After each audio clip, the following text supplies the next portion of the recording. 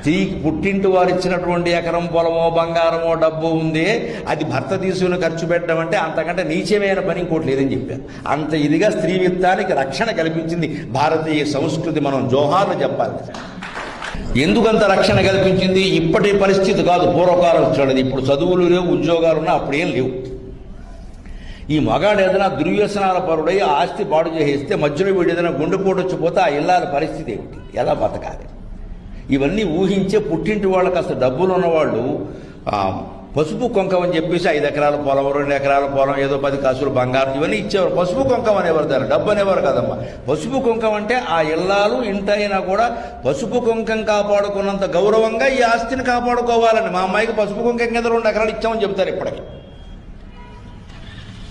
ఎకరాల పొలం రేట్లు చెప్పాలంటే పసుపు కుంకం కింద ఇచ్చా అంటే ఆ ఇల్లాల సౌభాగ్యంతో బాగుండాలి, ఆవిడ జీవితంలో ఏ లోటు రావద్దు, భర్త ఉండడం లేక